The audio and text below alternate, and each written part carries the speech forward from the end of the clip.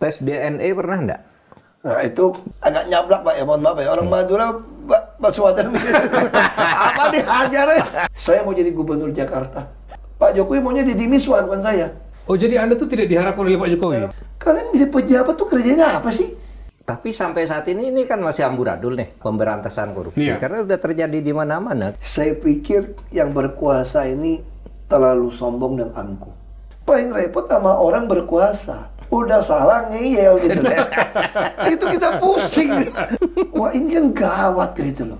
Nggak apa-apa, kritik juga nggak apa-apa. Kritik boleh loh, kritik boleh loh. Ya, Nggak apa-apa. katanya kritik juga dianggap musuh. Susah kita nih. Aku disclaimer dulu ya. Ya. Tadi kita ngomong-ngomong kalau ada pemerintah tangkap-tangkap yang salah, saya nggak bisa nuduh lah. Nanti saya diproses hukum lagi.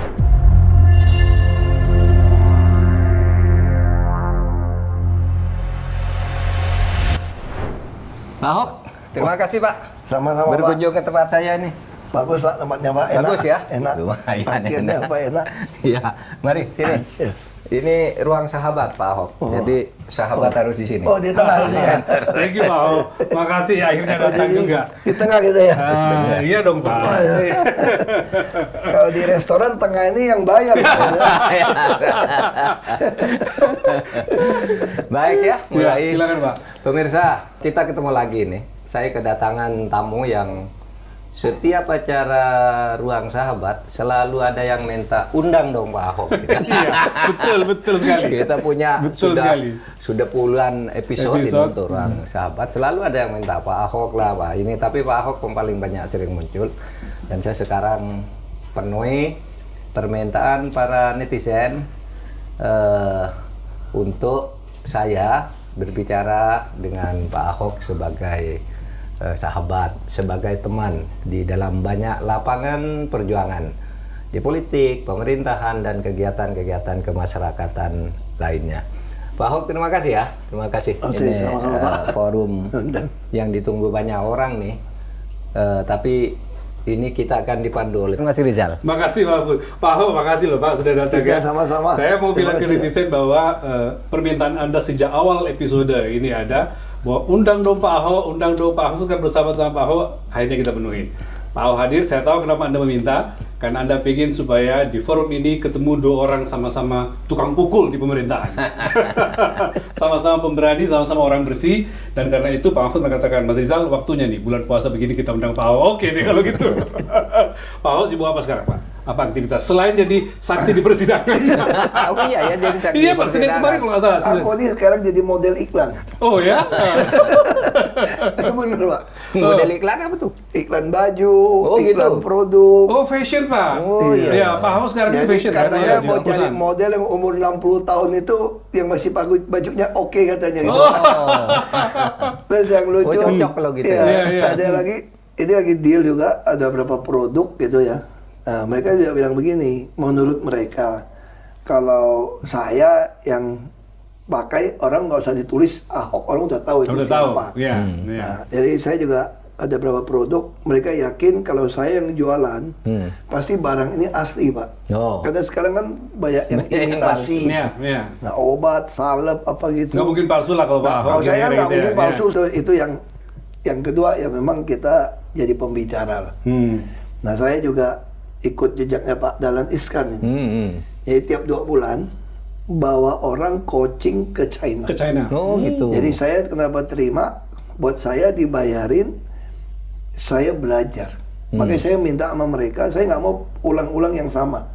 Kalau ulang yang sama kan berarti kan saya tour guide dong. Nggak ada Ya, tambahan. ya, Nah, saya bukan tour guide, saya bilang, tapi coaching udah lihat belajar bersama, kita semua murid, semua guru nih. Kan pengusaha-pengusaha kan, belajar bersama, lalu kita diskusi waktu sarapan, makan siang atau makan malam atau di bus. By the way, yang tadi jadi bintang iklan itu yang produk itu se-Indonesia yang punya putranya Pak Ahok atau yang lain? Oh bukan, ini Udah orang mulai- lain. udah Kayak yang pakaian yang saya pakai ini kan baju Verdi ini. Oh, Ya, ini Bagus ya. saya Bagus. bintang iklannya dia Pak. Nanti kita kasih hadiah Pak Mahfud 1. Makasih. Kan bukan pejabat, nggak ada gratifikasi. Udah boleh Pak. gratifikasi. Udah boleh Nggak dulu ada ditolak, gratifikasi. sekarang udah boleh. Wah, dulu Nggak- sensitif sekali. nggak ada Sekarang boleh gratifikasi, baju, kan? boleh. Makasih. Itu enaknya kita Pak. Iya. Enaknya kita sekarang gitu. lama Pak Mahfud tidak ketemu dengan Pak Ahok ya? Kapan terakhir Pak? Untuk Pilpres sempat ini kan? Ya, kompor terakhir masih di TU ketemu kayak ya. kapan kemarin ya? Minggu lalu waktu ya. Siapa Siapa setelah ya? selesai di Teku Umar kita ketemu. Iya, itu bahas. Oh di Teguh Iya, sering ketemu Iya, diskusi, iya, ada- di ada- BPK, ya. Kalau kan Ada kelompok diskusi kecil hukum, gitu ya. diskusi Iya. diskusi itu terus Waktu itu kemarin acara kalau apa? ndak salah waktu waktu hari ulang tahunnya Mas Guntur ya. Iya, Hadir iya, kan? iya. Hadir iya, juga. iya. Oh, Hadir. oke. Itu Sering baru. lah kalau ketemu. Iya. Iya, iya, Dari iya. zaman Gus Dur. Sejak zaman Dari zaman Gus Gus Dur Dur? dulu. Saya ini kan Ini anak kadernya kesayangan Gus Dur Gus Dur. juga. Santrinya Gus Dur. Santrinya Gus Dur. Santri Gus Dur yang Kristen katanya. Iya. Kata Gus Dur. Dulu kan Gus Dur nyalonin untuk maju gubernur Babel. Iya, dulu dukung Gus Dur kan Iya, ada ya. dukung. Ketika Iya, penolakan kampanye. masih agak gencar gitu. Wah, itu Gus Dur dulu. itu ngeri itu dulu tuh. Iya. Ngeri.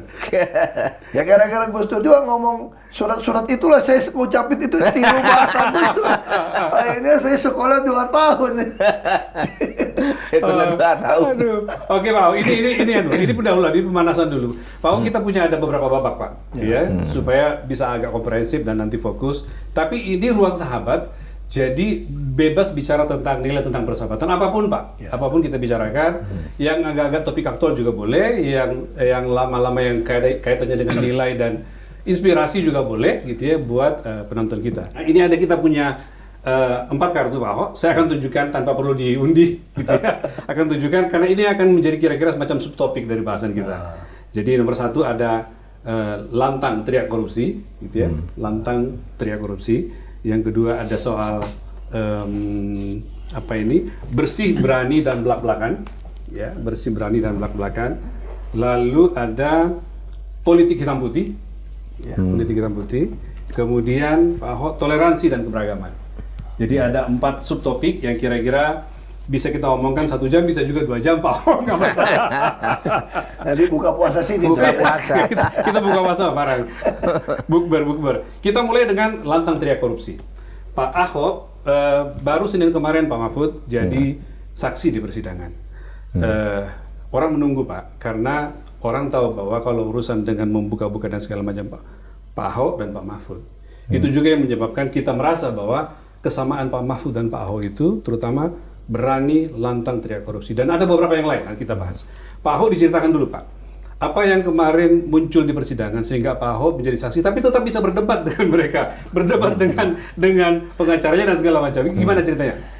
Iya kan, saya kan saksi fakta kan menyampaikan kebenarannya. Iya. Iya. Nah, misal contoh waktu saksi fakta pertama jaksa untuk kasus Patra Niaga. Oke. Nah, di situ orang berpikir mungkin saya harus memberatkan Kerry CS lah. Iya. Iya. Kan saya kan saksi jaksa Iya. pasti memberatkan mereka kan. Iya. Mungkin. Dan kenapa saya juga bantah dengan jaksa sampaikan? Persis. Bagi saya itu ada sesuatu yang agak tanda tanya ya. Kan dia tuduh oplos. Iya. Iya. Tuduhan Dalam oplos. sidang kan nggak ada Nggak oplos. muncul. Itu Nggak juga ada. yang Pak Mahfud sering Itu saya sewa, pertanyakan. kan. Jadi menurut saya walaupun istilahnya saya nggak tahu, jangan-jangan mereka pun dulu nggak ada yang dukung saya kok. Kan mereka juga kan nggak Iya, suka iya, dengan iya. sikap saya gitu Iya, ya. iya, iya. Tapi kan saya kan nggak boleh milih orang Iya. berdasarkan suka nggak suka, apalagi soal keyakinan gitu ya, Mm-hmm. apalagi soal etnis. Wah jangan-jangan dia turunan Arab atau apa. Jangan-jangan nggak dukung gua kan gitu. Kita nggak bisa begitu cara berpikirnya kan. Oke. Saya di bawah sumpah, ya saya sampaikan. Nah menurut saya sih tentu tuduhannya beda dong sama yang di Gong gitu ya. Walaupun akhirnya dihukum sekian tahun. Nah itu jaksa atau hakim saya nggak bisa berbantah lah. Iya. Iya. Tapi kalau suruh saya membela, ya saya akan sampaikan fakta bahwa menurut saya yang dituduhkan nggak sesuai gitu. Nah itu yang kemarin beda lagi nih. Ini kasus LNG. Iya. Nah saya saksi KPK. Hmm. Harus menyampaikan juga. Nah ini terbalik nih. Kalau kita mau ngomong, makanya saya bilang gini. Jadi orang kita ini susah ya. Kalau kita udah mau pakai agama, pakai etnis itu susah. Saya baru duduk, saya nggak tahu. Saya juga nggak tahu yang tersangka itu agamanya keyakinan sama saya nggak tahu. Saya jujur saya nggak tahu. Iya, iya, iya. Lalu Si Direktur Gas Pertamina ini. iya saya nggak tahu. Iya, iya. Duduk sebelah saya semua. Saya nggak tahu itu juga keluarga saya nggak tahu. Langsung ngajak saya. Pak Ahok harus doa dulu ya sebelum ini ya. Kita orang Kristen harus doa nih. Saya bilang, saya udah doa dari rumah. Aku nggak tahu. Tapi mau doa gitu kan. Nah, terus gue sampaikan itu, wah dia cecer saya gitu loh. Makanya saya bukannya bela KPK. Anda beli barang nggak ada jaminan orang beli. Terus sekarang merasa jadi untung. Masa kamu taruhan? Waktu kamu proyeksi pertama kan tidak ada, tahu ada COVID, tidak tahu ada penyerangan Ukraina. Saya kan mau nggak bicarakan itu, saya bilang. Saya membicarakan, saya baru masuk Pertamina, dilaporkan Pertamina akan rugi $1 miliar. Ya saya sebagai Komod tentu harus cari tahu dong, apa penyebab ruginya gitu kan. Begitu dicari tahu, direksi buka, ada kontrak lama yang akan dipaksa take or pay tahun ini. Pokoknya nggak diambil barang pun harus bayar. Diambil pun nggak tahu mau jual ke siapa. Ini kan sesuatu yang ya, saya gimana langkahnya? Saya tentu panggil komite audit. Fungsinya kan cuma komut kan, mengawasi, memberikan saran. Saya panggil komite audit rapat. Ini kasus ini gimana? Ada auditor, ada orang BPKP segala macam mantan gitu. Oke, katanya kita bentuk fungsi internal audit untuk periksa dulu. Fungsi internal audit orang dalam yang lama. Saya berpikir ini kasus sudah tahun-tahunan nih dari 2013. Kalau dia nggak ada temuan, mau ngomong gitu ya. Jangan-jangan oknum-oknum pemeriksa dari BPKP pun mungkin anggap nggak ada temuan. Nggak ada temuan. Karena belum ada kasus, Persis, mungkin. persis. Akhirnya saya tanya sama BPKP itu, ada nggak orang luar yang mau masuk? Dan saya kan orang kan tahu istilahnya teman presiden gitu kan. Itu kata Om Tandi Aweng almarhum bilang, kamu kan lebih gampang. Saya mau, pokoknya Chief Auditor Eksekutif saya yang cari. Carilah orang bekas BPKP juga, masih muda, Agus Mulyatno namanya. Datang, dia udah swasta, dia nggak mau Pak. Saya udah nggak mau tas BUMN apa, saya udah. Terus saya makan, pendekatan, saya bilang bantulah, ini kan legacy apa. Akhirnya dia terima Pak. Nggak terima, dia mulai lakukan. Sayang dia pertama kena COVID. Beberapa bulan balik, kita bentuklah tim optimalisasi biaya, audit, memang bisa lempar BPKP, keluarlah hasil audit. Bahwa ini kontrak semua nggak sesuai, segala macam itu. Nah lalu saya dicecar dari pengacara kan, seolah-olah. Iya, Bapak kelihatan berdebat dengan pengacaranya. Dia pakai bahasa gini, tahu nggak nih Bapak nih, saya bela nih, ini nggak salah, udah 8 bulan di penjara. Kenapa kamu laporkan jadi masalah? Itu makanya saya kayak gitu kan, dia seolah-olah kalau nggak ada Ahok kan nggak pernah ada masalah LNG. Dalam hati saya, berarti kurang ajar semua dong. Iya. Terus saya bilang, makanya saya marah kan, kalau lu nggak ada masalah, kenapa lu jadi tersangka? Persis. Kalau kamu tidak terima ini jadi tersangka, saya bilang hasil audit nggak bisa terima, ya kamu tuntut aja yang audit, betul nggak Pak? Kan saya juga nggak ada maksud mau menjarain siapa, saya juga nggak kenal kamu kok. Saya nggak kenal, saya bilang. Saya nggak kenal Pak, karena saya masuk udah berhenti Pak. Udah berhenti, saya nggak kenal. Saya cuma mau menyelamatkan kenapa ada kontrak yang bisa belanja $20 miliar, udah nggak ada yang beli lagi, terus gitu loh. Gitu Padahal nggak ada jaminan pembeli waktu itu. Iya kan aneh kan, alasan dari kebutuhan, saya nggak bisa. Terus termasuk yang Mozambik, untung batal. Untung saya nggak ada pembeli. Misalnya contoh ini ya, kalau kita dagang secara umum, terus ngejar kita. Dari mana pengalaman dagangnya? Ini kan, apa ya, etika umum gitu kan, orang dagang. Masa kalah sama orang Madura 24 jam, itu kan etika dagang gitu kan. Jadi saya bilang ini aneh. Buat saya itu aneh, kenapa nggak ada temuan? Nah sekarang kenapa begitu ada saya, ada temuan? Lalu sekarang pengacara nyalain saya, seolah-olah saya yang jahat, mau menjarakan orang. Kesannya gara-gara Anda Pak Ahok, sehingga ini ada makanya aku keki. bukan saya Pak yang bilang ini ada fraud, ada kerugian. Hasil audit. Pak Mahfud, lihat sahabat Anda seperti ini, Pak Ahok masih terus bertahan berjuang dengan meneriakan pemerintahan yang bersih dan segala macam. Gimana menurut Pak Mahfud? Ya bagus lah. Saya melihat konsistensinya masih tetap di luar apa di dalam pemerintahan atau di posisi manapun atau seperti sekarang ini. Tetap sama lah, saya memilih posisi yang sama karena berjuang itu kan tidak boleh. Makanya bisa dekat. Iya. Jadi padahal kalau kita lihat kan sebenarnya persahabatan Pak Mahfud dengan Pak Ahok itu bukan tipikal persahabatan yang sering ketemu banget kan gitu. Tetapi disamakan sama ide dan nilai yang Iya, diperjuangkan. ide dan Kira-kira nilai. gitu ya. Iya, iya. Bapak di DPR beda periode dengan beliau Beda DPR. periode, saya lebih dulu Bapak di DPR. pemerintahan beda periode dengan beliau Beda pemerintahan. periode. Tetapi dipertemukan oleh gagasan dan ide yang Iya. diperjuangkan yang sama ya. Entah kalau Pak Ahok kapan ingatnya ketemu saya Ya nggak bisa tahu. beda loh Pak. Tapi saya Kayaknya ingat waktu tahu orang PKB itu jadi menteri aja. Aku juga tahu orang ini, wah ini orang hebat banget, pinter banget ya. Kan ini kan kalau ngomong hukum kan saklek gitu ya. Iya, iya. Dan semua bicara data. Beliau ini saya bisa lihat gitu loh. Iya, iya, iya.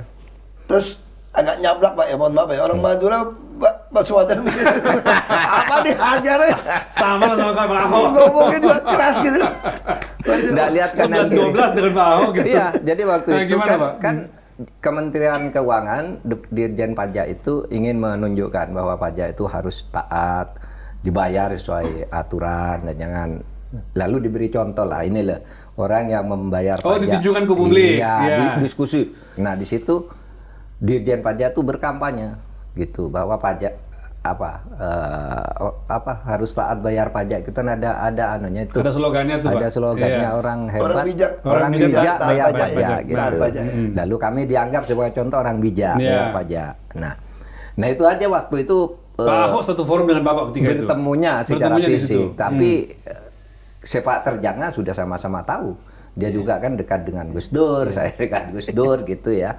Kemudian di dalam wacana publik juga ini sering muncul dan memang sama kami wataknya. Pokoknya kalau urusan korupsi kita berteriak karena korupsi itu kejahatan yang luar biasa. Menurut saya kejahatan kemanusiaan yang luar biasa. Karena bayangin Anda kalau di pinggir jalan orang masih cari makan dengan menjual koran gitu ya. Sekarang orang sudah tidak baca koran. Iya. Kemarin tuh saya lihat sedang hujan gitu ya, ada orang laki-laki tua menjual koran sambil nangis. Saya tidak punya uang, tolong beli gitu. Masih ada orang kayak gitu. Sementara yang korupsi itu triliunan. Dan merasa biasa-biasa aja mereka. Yang begitu itu bikin Pak Mahfud dan Pak Ahok marah ya gitu ya. Aduh, Mas, saya terharu dan itu kan sebagian atau belasan juta orang Indonesia itu masih mengalami hal kayak gitu. Gitu kalau hitungan yang resmi dulu kan 24 juta ya. Orang yang miskin ekstrim kayak gitu yang tahun 2025. Itu pun menurut hitungan kita. Di mana setiap orang dianggap tidak miskin kalau punya penghasilan 19.500 per hari. Dengan ukuran itu kita orang miskinnya 24,7 juta. Ya, tapi kalau pakai ukuran Bank Dunia, orang miskin di tempat kita ini 172 juta. Karena ukurannya di sana yang dikatakan tidak miskin tuh penghasilannya 119 rupiah. Sekian 6,85 US dollar gitu. Yeah. Nah, seperti itu sehingga kita marah betul, negara ini milik bersama, kenapa masih ada orang miskin kayak gitu? Dan kenapa kemudian terjadi kolusi, saling memberi, saling menerima di antara para penegak hukum dengan para koruptor itu, sehingga ada yang bebas dengan mudah, tetapi yang lain ada yang disia-siakan begitu saja, ada yang direkayasa agar kasus yang tidak ada menjadi ada dan sebagainya.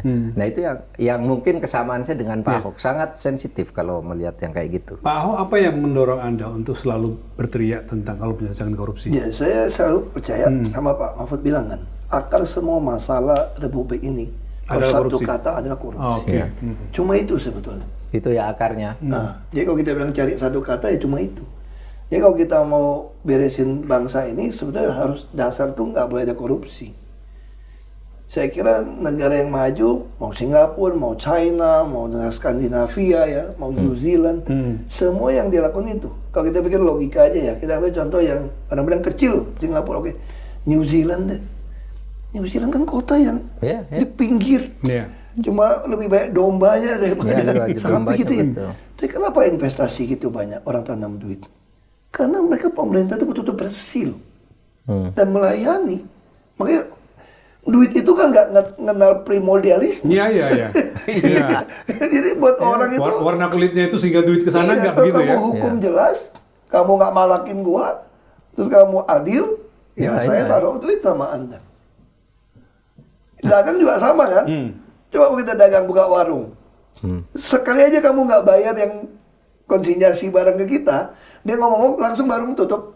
Tapi kalau kita jujur, semua nitipin barang didagangin. Semua modal itu adalah titipin barang kok.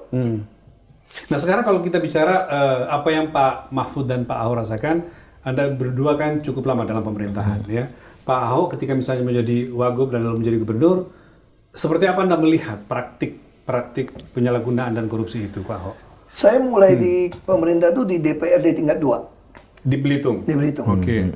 Jadi saya mulai melihat di mana praktiknya itu. Jadi waktu nyusun anggaran saja, oknum di Pemda sudah bermain dengan orang luar, termasuk sama konsultan. Jadi pernah kejadian waktu itu, nggak sengaja gitu ya. Saya lihat kok diatur siapa yang mau menang tender gitu. Dan waktu itu kan mereka berpikir semua pejabat kan pasti sama dong. Iya. Mau masuk ke sini kan pakai duit kan. Iya. Terus mereka buka, saya dengar, saya kaget juga. Ini kan dia yang menyiapkan semua sampai ini bisa disusun. Loh, kalau gitu di pemerintah ada misalnya waktu penerimaan pegawai kan ada dibuat mau butuh insinyur, butuh apa, butuh apa. Iya, Dan kebutuhan mereka kan lah. udah ada jurusan itu loh. Iya. Nah kenyataannya kenapa tiap kali pengadaan barang yang nyusun kok swasta? Aneh gitu loh. Padahal artinya ada kompetensi orang itu mestinya ada di dalam gitu ya. Iya dong, berarti kan ada kong kali kong kan. Lalu karena dia yang nyusun dan untuk kasih data, dia yang diusahakan menang. Iya dia yang tahu duluan, orang tender susah kan. Nah di situ saya waktu itu belum ada LKPP. Saya potong, anggaran-anggaran saya potong, nah saya panggil pengusahanya. Pengalaman saya begitu. Tentu pengusaha nggak suka, tapi kita kan berkuasa. Jadi kalau pepatah kuno bapak saya bilang orang miskin susah lawan orang kaya, nggak menang. Iya. Orang kaya jangan tantang pejabat, bangkrut. Jadi bapak saya bilang, jadi saya bilang sama pengusaha itu, kayak proyek itu kan, saya nggak mau markup, kalian untung 20% saya tutup mata, wajar. 20%, nggak perlu kasih ke saya. Terus pada kan namanya oligarki kan begitu kan. Semua kan ini langsung paham-paham. Iya. Kalau kita nggak mau ikut tender, lu mau apa?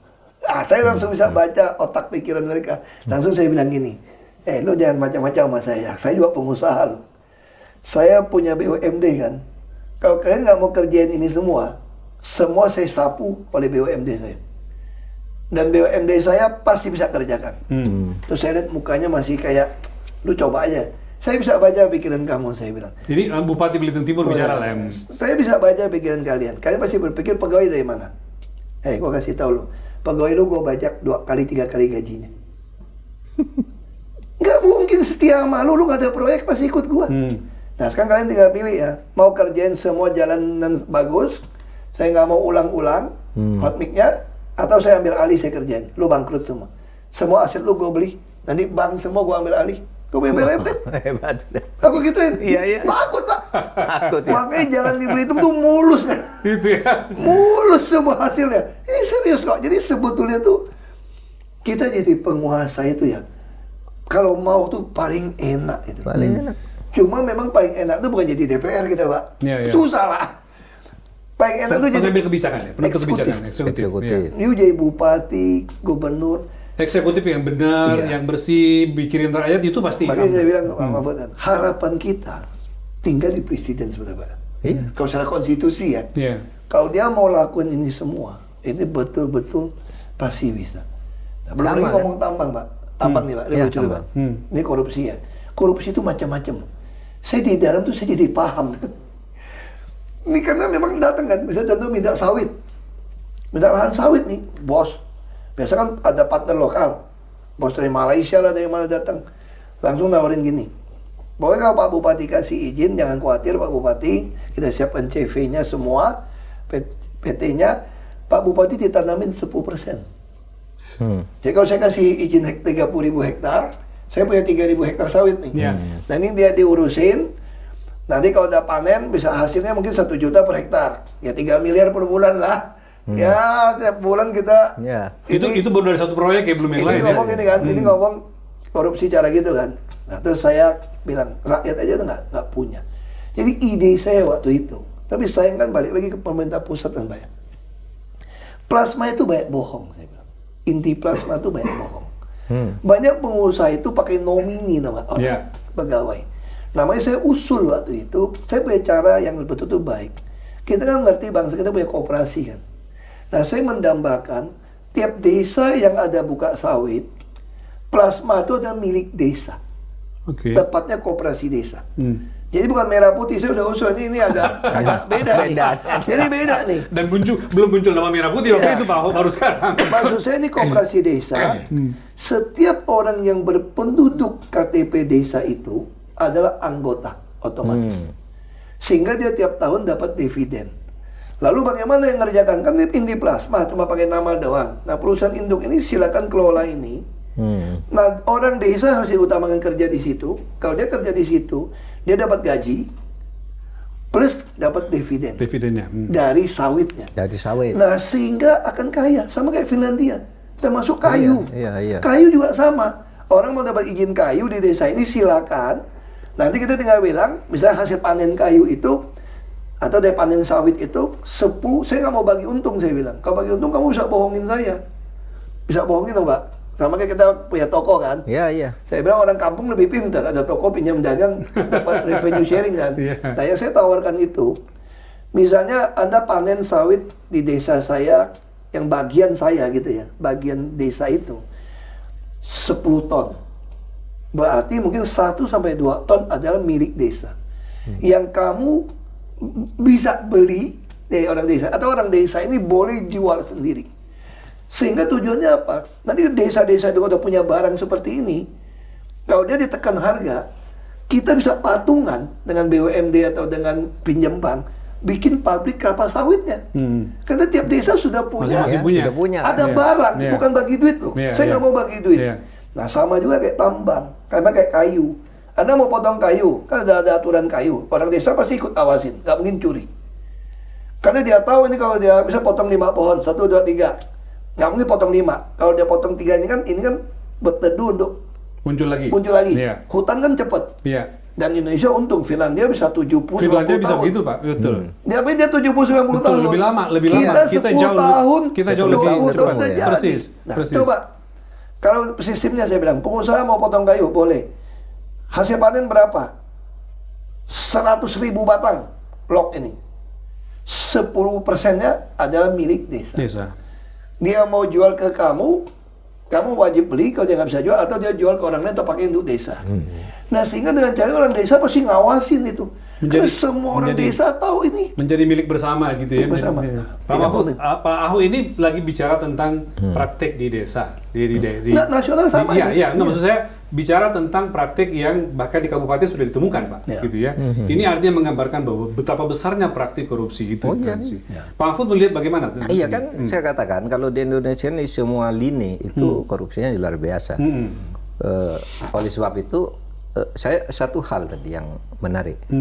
Kata Pak Ahok sebenarnya kalau kita di eksekutif, apalagi jadi presiden. Nah ini penting nih ya. Apalagi jadi presiden, apapun bisa dilakukan di negeri ini. Presiden itu kekuasaan yang sangat besar. Nah, tapi sampai saat ini kan masih amburadul nih pemberantasan korupsi. Iya. Karena sudah terjadi di mana-mana. Kalau korupsi misalnya banyak di eksekutif misalnya karena tidak punya kenegarawanan seperti tadi sampaikan Pak Ahok.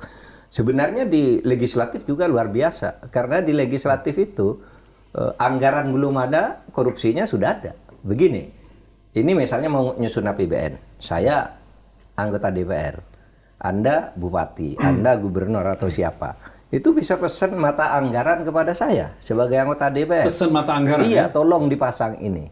Saya mau buat jembatan ini atau jalan dari sini ke sini. Ini berapa biayanya? Oke, biayanya 100 miliar misalnya. Nanti ini udah lama praktek ini. Anggota DPR itu bilang, oke, nanti saya masukkan ke dalam RAPBN. Uangnya belum saya masukkan. Tapi kamu bayar dulu 7%. Jadi 100 miliar itu. Bayar. Uangnya belum ada, anggaran belum ada, korupsinya sudah ada. Nah, nanti ketika sudah jadi anggaran lagi, itu penunjukan rekanannya, macam-macam. Model korupsinya lain lagi tuh ya. Sama juga penegakan hukum juga begitu, dipesan gitu. Bahkan kalau di dunia hukum kan ada istilah sistem ijor di kalangan mafia. Kalau misalnya Pak Ahok punya kasus, Sebelum masuk ke pengadilan tuh sudah diatur tuh. Polisinya disuruh begini, pasal begini nanti dipakai, penyidiknya ini. Ke kejaksaan lagi, diatur lagi. Dan seterusnya. Itu sistem John. Nanti hakimnya juga bicara gitu. Nah, oleh sebab itu, saya merasa sangat prihatin akhir-akhir ini kan penangkapan-penangkapan. Kalau dulu mungkin penangkapan terhadap orang-orang di eksekutif saja, nah sekarang kan termasuk kasus Nadiem itu loh. Iya. Itu kan sebetulnya menurut saya itu salah di mana gitu. Iya, betul. Saya pikir ya. Ini soal profesionalisme. Kan menteri kan nggak pernah nyentuh anggaran. Nggak pernah nyentuh anggaran kan dia buat Kalau mau kena, kebijakan. kecuali dia nyuruh ya, atau terima duit ya. Iya. Nah saya tutup yang soal tambang dan izin di Oke, desa. lanjut boleh. Saya juga usul sama. Kenapa rakyat kita miskin di desa? Pengusaha tambang besar, mewah-mewah, punya bandara pesawat, kita gigit jari. Nah saya bilang, cara orang kampung dong, yang paling gampang. Cara orang Bukan kampung. minta saham. Tanya sama orang warung Madura, lu paham dia betul. Bukan ada apa warung Madura. Ilmu orang Madura, itu Ini orang cara Madura. orang kampung kok. Saya punya lahan, sekarang properti juga sama. Anda punya restoran yang top ya. Saya punya tanah nih. Saya nggak mau sewain loh. Anda buka restoran di tanah saya, nanti dari penghasilan masuk 10% punya saya. Wajar dong. Ya, Nah, ya. kenapa undang-undang minerba nggak mau diubah saya bilang? Nah, Seperti undang-undang migas dong. Ya. Lifting kan 15% punya negara. Ya. Yang Menteri SDM keluarin harga dong. Nah saya bilang gini, Anda mau tambang di kampung saya, desa saya. Ya sudah, tambang emas. Dapat 100 ton. Kalau 10%, berarti 10 ton punya Ya. pemerintah. Pertanyaannya, pengusaha mau nggak digituin minta 10-20%? Mereka bilang nggak mau. Siapa bilang? Yang terjadi itu nama oknum pejabat keluarganya punya izin semua, Iya. saham. Iya. Akhirnya nggak pernah mau kasih ke negara. Iya. Coba migas kok bisa lifting minyak sama gas 15% punya negara. Itu saya bilang semua hutang lunas, Pak Mahfud. Bayangin, kalau saya nggak mau ambil saham. Misalnya kita lagi ramai Freeport nih, Freeport. diperpanjang sampai selesai. Kalau saya, lo mau perpanjang sampai selesai, saya kasih. Tapi setiap kali mineral yang lu angkat, 20% punya saya, negara. Di luar royalti yang lain. Kalau Anda bilang nggak mau, saya tenderin. Siapa yang mau? Pasti banyak yang Terus mau. kalau semua Benar. oligarki bilang nggak mau Pasti ya, mau. pada bilang nggak mau ya. Iya. Itu saatnya panggil BUMN kita. Ya. Masuk. BUMN, lu buktiin, lu masih untung kasih Iya. negara 20%. Iya. Ini BUMN kita juga nggak beda sama swasta, Pak. Ya Sama. gimana cari duit? Mudah suntik duit juga. Karena kita miskin. Coba kalau dengan cara ini ya, Pak. Ya. Saya jamin hutang selesai. Iya kan? Semua orang, misalnya Pak Mahfud presiden nih, aku berani usul ini Pak, Bapak umumin sama orang, kamu tinggal lapor sama kami, kalau satu keluarga penghasilan di bawah UMP di daerah kamu, lapor aja, nanti listrik dibayarin, subsidi semua, Nah. pakai voucher digital, selesai Iya. Pak. Iya ya. Semua ditanggung Pakai ya. voucher. Pakai voucher. Begitu voucher sebulan Anda nggak pakai, hangus. Kan gampang pakai voucher, Bagus ya. teknologi, Iya. nggak bisa Anda jual. Menarik. Ya nggak? Ya, Iya, nggak ada lagi orang iya. curi bensin Iya, lah, iya, curi iya. solar lah, Iya. curi gas, nggak Iya, ada lagi. iya, gitu. iya. Kesejahteraan Nggak ada. masing-masing orang sudah bisa dijamin Listrik gitu ya. 1300 watt, udah subsidi, berapa nggak usah bayar. Mana sih ada orang kelas menengah tahan 1300 watt, Pak? Ya. AC satu aja bisa jatuh turun tiap malam. Pak Bisa Mahfud. ketak-ketik. Bahwa Iya, ada iya. yang saya teruskan, Bapak bisa tadi bahwa rumusnya sebenarnya ada pada eksekutif di presiden Iya, gitu. iya. Dan kita tahu semua itu, bahkan pemimpin negara dimanapun saya kira tahu rumusnya itu, Pak. Iya. Tapi pertanyaannya, kenapa nggak jalan, Pak? Kenapa korupsi terus bermunculan dan membesar gitu? Saya tidak tahu juga kenapa yang begini ini kok nggak diatasi gitu. Kalau di dalam spekulasi publik ini kan karena terjadi saling sandra Saling sandra, teorinya itu ya. perjalanan karir politik seseorang tuh kadangkala political trade-off-nya terkait dengan itu. Saling sandra itu, kalau kamu boleh jadi ini tapi harus begini dan seterusnya. Lalu semboyan atau pidato-pidato yang keras itu kadang-kala di bawahnya nggak jalan, nggak bisa ada penegakan hukum yang sungguh-sungguh karena ini jaringannya sudah gila. Oleh sebab itu sebenarnya kunci utama memang ada pada presiden. Kalau presiden mau apapun bisa kok. Ini tadi kreatif sekali dengan cara mudah. Penegakan hukum sama. Saya minta ini dong, gitu. Jadi tidak perlu rekayasa dan sebagainya. Pak Ya. Ahok, apa jawabannya? Kalau pertanyaan yang sama saya Ini sampaikan, mungkin Pak. saya salah ya. Iya. Saya pikir yang berkuasa ini terlalu sombong dan angkuh. Dia berpikir rakyat itu mau apa lo? Lu semua gue bikin bodoh, bikin lu miskin. Makin bodoh, makin miskin, kau makin berkuasa. Dari mana Pak Ahok melihat itu? Karena kebijakannya kok bodohin rakyat. Misalnya kayak kerombok gitu ya. Kalau saya tanya, mau bikin sekolah bagus, kasih makan bergizi, atau rakyat punya laptop yang bisa komunikasi kemana-mana. Kan dibohongin, makanya Pak Mahfud dulu kampanye sama Pak Ganjar, internet dong. Tiap sekolah ada sarjana dong. Masanya mereka juga pintar, dia survei Pak. Rakyat suka makanan. Itu jadi legitimasi. Nah, itu artinya kan memang kita nih belum sampai tingkat sadarnya gitu. Ke situ ya. Padahal kan yang penting kan, bayangin ya, kau kerombok, bayangin gini ya. Saya bukan bela Nadiem ya. Saya ngomong fair gitu. Ini kerombok, sengaja kenapa nggak boleh pada takut kerjain. Padahal tuh kelompok tuh bisa presiden mau perintah apapun, ngomongin. Semua bisa dapat data. Nggak bisa nonton video porno, nggak bisa judi.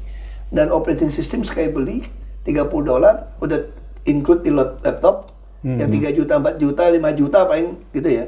Nggak perlu diperbaruin, prosesor di atas. Terus apalagi 4 tahap ujian. Ada guru negeri itu di Jawa Barat, di Bandung, Sidadan, dia punya 4 sertifikat. Sekolah negeri ini, sekolahnya setengah lagi perbaikan. Kemana anaknya? Karena dia ngerti pakai. Nggak cukup. Wah, kita cariin, bantuin. 1, 2, 3, 4 sertifikat. Anda bisa ngajar di dunia. Ujian cuma $10. Kita bikin sertifikasi guru, mau berapa miliar. Nggak ada jaminan dunia lagi. Jadi bayangin kalau semua anak kita di kampung, sekarang ada Starlink juga kan. Anak di kampung kita tiba-tiba belajar setara dengan orang di Kanada atau di Amerika atau di Australia. Gurunya juga gitu. Kita ada 18 orang udah lulus ini. Nah, guru-guru ini kenapa? Murid bisa jadi bodoh. Karena banyak guru kita nggak lulus sertifikasi juga sebetulnya. Nah, dengan dibacakan. Ya. Nah, tapi kalau dengan cara itu, mereka bisa belajar dari situ, ya. Kita nggak usah takut AI, kan guru bisa interview, dia foto. Nah, jadi saya pikir ini sengaja. Oh, Pak Ahok merasa itu sengaja? Saya merasa, tanda kutip ya. Saya nggak bisa nuduh lah, nanti saya diproses hukum lagi. Saya udah cukup. Tapi menurut keyakinannya Pak Ahok ya kira-kira gitu. Secara teoritis menurut keyakinan nggak, saya berpikir gini tuh nggak. Kenapa rakyat nggak mau dibantu subsidi dalam bentuk orang? Kan BI punya data jelas. Kartu keluarga dulu kita ngabisin sampai berapa triliun bikin NIK. Harusnya pajak semua sudah bisa dengan NIK dong.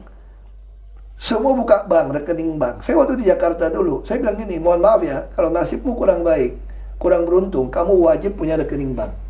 Tapi masa nasib gak baik, gak ada duit punya rekening bank, saya bukain. Makanya saya bilang sama BI, Pak, ada namanya itu tabunganku, Pak, hanya 50.000. Dulu buka rekening itu mesti 500.000 NPWP. Nah, waktu zaman saya Jakarta, saya minta cuma 50.000. Nah, kita buka tabungan itu, jadi orang yang gak punya duit, kita kirimin ke rekeningnya. Nah, itu dia pakai beli daging. KJP di situ. Daging sapi dulu 150.000 lebih. Kita mau tekan 85.000 aja. Gimana caranya? Operasi pasar dicuri. Hukum pasar permintaan dan penawaran. Gimana caranya? Ada 900.000 anak-anak pemegang kartu Jakarta Pintar. Itu ada ATM Bank DKI. Boleh beli daging sapi hanya 45.000 sekilo, Pak. Saya top up. Satu anak 1 bulan. Nggak bisa beli sapi, beli ayam 9.000 seekor.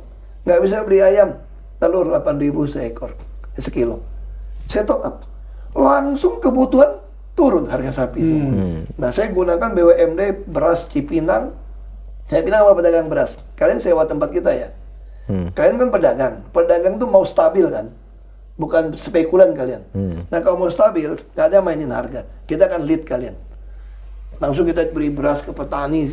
Itu jadi badan pangan Pak Arief itu, Pak. Saya rekrut semua orang itu satu set bekas dari Hero Supermarket. Satu set direkrut, beresin food station Cipinang. Langsung Jakarta itu juara TPID, Pak, tim pengendalian inflasi daerah itu, Pak. Karena kita kontrol semua nih. Jadi orang miskin silakan lapor. Yang rumah-rumah juga dibagi. Orang miskin saya bilang nggak boleh kasih rumah. Dia nggak sanggup. Jadi itu inkubator aja. Kita lanjut, Pak ya. Ini satu babak aja udah sekian jam kita diskusi. Banyak banget. karena ini pengalaman di eksekutif. Luar biasa. Nanti kita bisa bicara khusus bahwa punya model bisnis pemerintah, Pak. Itu menarik itu, Pak. Nanti kita bisa menarik itu. Ada banyak banget rumus yang bisa detail. Sekarang bersih, berani dan belak-belakan. Ini kan tadi contoh bersih, berani dan belak-belakan. Pak Mahfud, apa yang sebelum ke Pak? Tapi aku disclaimer dulu ya. Ya. Tadi kita ngomong-ngomong kalau ada pemerintah tangkap Yang salah anunya. Menjamin Pak dirinya. Rizal. Yang salah Ada Pak Mahfud di sini, Pak. Oh, Pak Mahfud dia pasti nggak berani. Saya masih berani. Nanti aku Gitu yang ya? kena. Nanti dari 3 saya yang kena lagi. Aman. Pak, apa yang membuat orang seperti Pak Mahfud dan Pak Ahok itu lahir keberanian, sifat belak-belakan, terbuka, ngambil resiko apa? Nanti saya ke Pak Ahok juga. Apa, Pak? Saya nggak tahu juga ya. Tetapi mungkin latar belakang keluarga, kemudian Masa kecil mungkin, lingkungan. masa kecil saya gitu. Memang pertama di sana orang-orang yang memang dididik untuk saling mengerti, saling merasa. Dan saya banyak melihat orang-orang miskin di desa-desa itu yang kemudian menimbulkan rasa empati ya, sampai saya besar gitu. Sehingga pikiran saya, kenapa ya negara yang begini kaya kok tidak dikelola dengan baik? Karena kalau dikelola dengan baik kan rakyat ini akan makmur lah, akan dapat bagian yang cukup banyak untuk tidak menderita. Sehingga apa yang sering dikatakan oleh Pak Prabowo itu, saya tidak rela kalau ada orang umur 70 tahun masih narik becak. Saya tidak rela orang masih cari makan di sampah-sampah, masih apa gitu. Nah, semestinya pemahaman seperti itu bisa di follow up di dalam ketata pemerintahan. Bisa di follow up ke tata pemerintahan. Iya, agar yang gimana? seperti ini bisa selesai, gitu kan? Pengelolaan sumber daya ekonomi negara, terutama penegakan hukum, karena itu yang paling berpengaruh. Saya selalu mengatakan, kenapa kita ini secara ekonomi kayak begini? Ambruk sih enggak, tetapi tidak imbang kan? Tidak imbang. Gini rasionya terlalu jauh gitu. Terlebar. Dan yang menikmati kekayaan yang begitu besar itu hanya sedikit orang gitu. Kenapa tidak diatur dengan sebaik-baiknya? Dan itu bisa sebenarnya kalau kita mau melaksanakan itu secara bersama-sama. Tegakkan hukum dengan sebaik-baiknya, karena selalu saya mengutip bahwa aset terbesar dari kemajuan suatu bangsa dalam berbagai bidang itu hanya hukum yang terbesar. Kekayaan alam yang begitu banyak ini hanya 23% aset bagi kemajuan. 44% itu adalah hukum. Anda sekaya apapun, kalau hukumnya Anda jalan, Anda akan ambruk. Suatu negara, dimanapun, hanya begitu. Nah, oleh sebab itu negara-negara yang tadi disebut oleh Pak Ahok, seperti New Zealand dan sebagainya, itu kan ketat tuh penegakan hukumnya. Saya juga pernah ke Taiwan, gitu kan ketat sekali anunya ya. Ketertiban orang di jalan-jalan, di hotel-hotel gitu. Nah, di negara-negara yang indeks persepsi korupsinya bagus itu, sebenarnya itu kan hukumnya bagus, dan ekonominya lalu menjadi bagus juga. Nah, oleh sebab itu ya empati terhadap kehidupan masyarakat, karena saya merasa dulu saya berangkat dari orang yang melarat juga gitu. Sehingga merasakan situasi dan suasana itu ya. Kampung saya orang melarat, miskin semua, tapi kekompakan ya untuk saling memberi, saling membantu dan sebagainya, itu saling berempati lah, itu tumbuh dan itu dibawa terus sampai saya belajar ya apa sih gunanya ini semua gitu. Kalau tidak untuk mereka ini kan milik mereka juga. Jadi terdorong oleh itu ya. Terdorong oleh itu. Oleh suasana itu. Sehingga saya ya marah juga, seperti kemarahan Pak Prabowo. Kamu jangan main-main negara ini, akan ku kejar kau sampai kemanapun. Kemarahan saya sama seperti itu, karena tumbuh dari lingkungan di mana masyarakat yang tertindas itu banyak sekali. Dan sesudah saya belajar hukum, belajar politik, sosiologi, di sini nih kuncinya. Penegakan hukum kita ini sangat lemah dan penuh kolusi di berbagai sektor.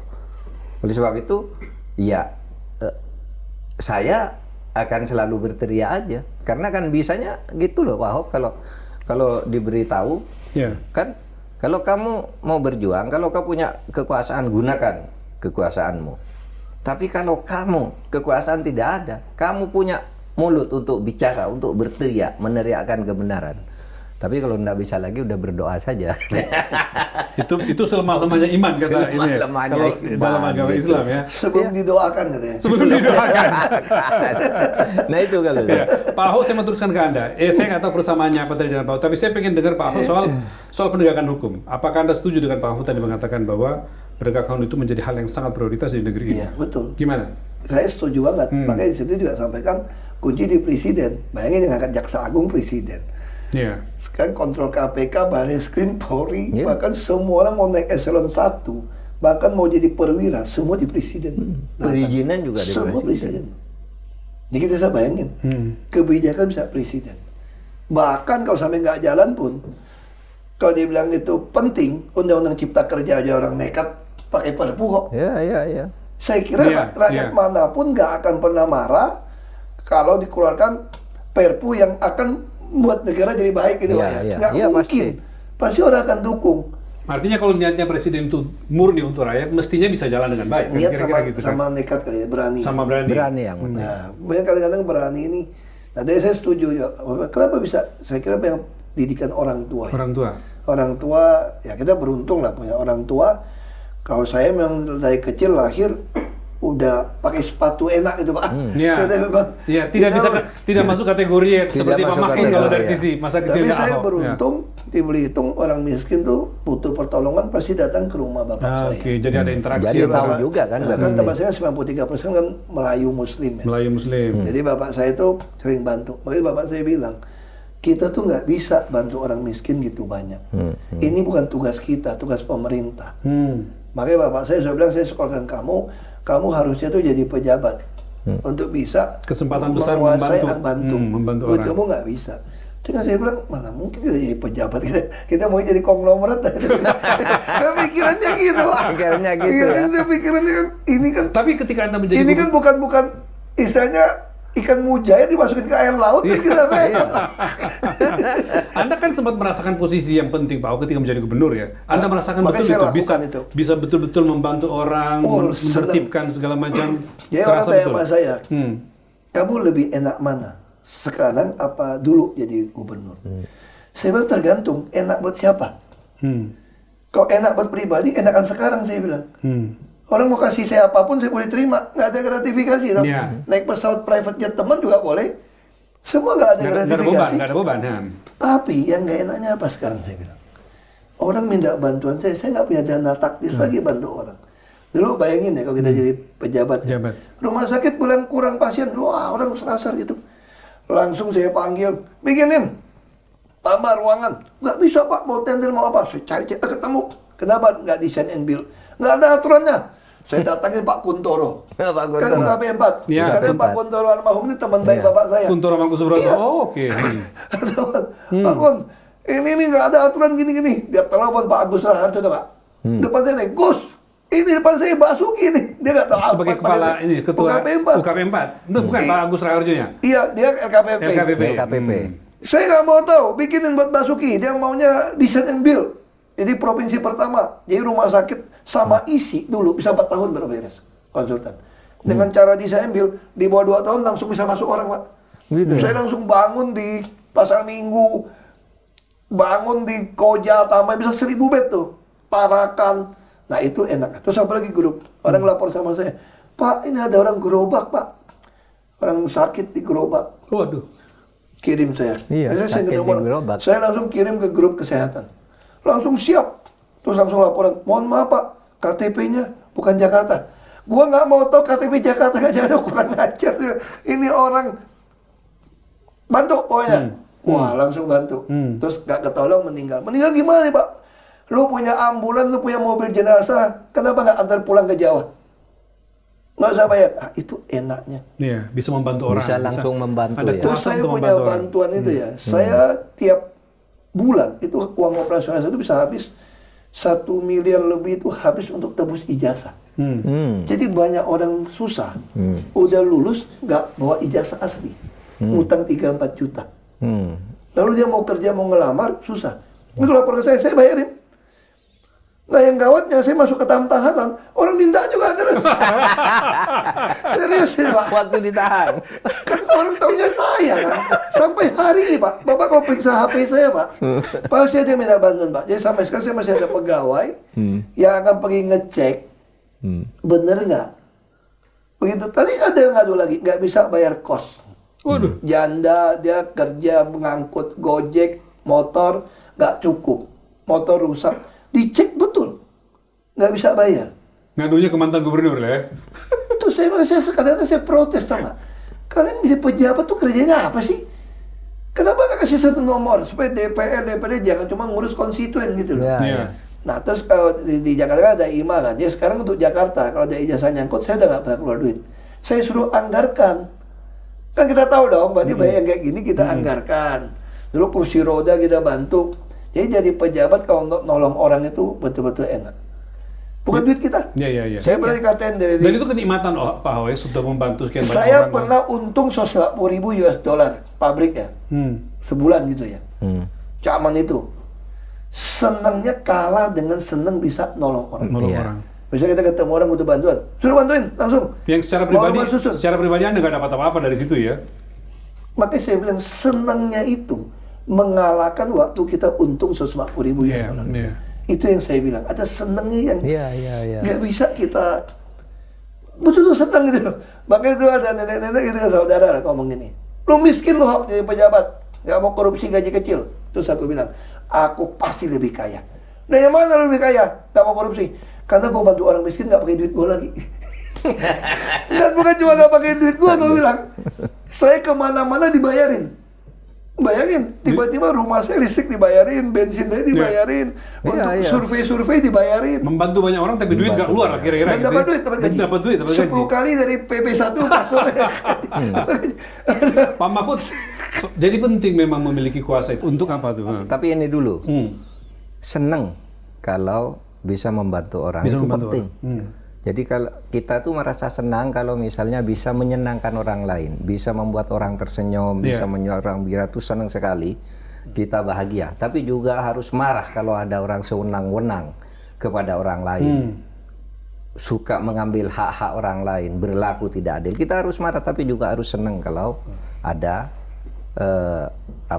Orang yang tertolong. ada peluang kita membantu orang. orang. Dalam situasi apa? Bisa uang, bisa kasus, bisa apa. Kalau orang yang tertindas itu harus kita bela. Nah itulah sebenarnya tugas kemanusiaan kita. Keadilan dan keberadaban itu di situ sebenarnya. Kalau kita merdeka itu untuk apa? Agar kita bisa membangun peri keadilan dan keadaban. Ya.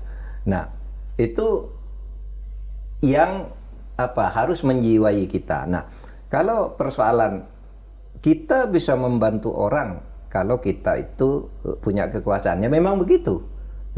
Coba Anda punya apapun gitu ya yang Anda inginkan, tetapi ada juga mungkin kemampuan atau berpikir untuk meratakan pendapatan atau kekayaan alam. Kalau Anda ada punya kekuasaan, Anda bisa, ya kan? Bisa dengan selembar surat, dengan nelpon seseorang seperti Pak Ahok itu, tolong itu kan bisa karena punya kekuasaan. Punya kuasa. Coba kalau ndak punya kekuasaan, siapa lu kok nyuruh orang jadi gitu kan? Kalau ini kan gampang, dengan memo kecil saja, tolong tuh ada orang sakit di situ, tolong dibantu. Itu ada orang ndak bisa makan, tolong dibantu gitu. Nah itu kekuasaan. Itu sebabnya kalau ini bulan puasa ya. Ini bulan puasa. Kalau di dalam agama itu diajarkan kan gitu. Diajarkan apa?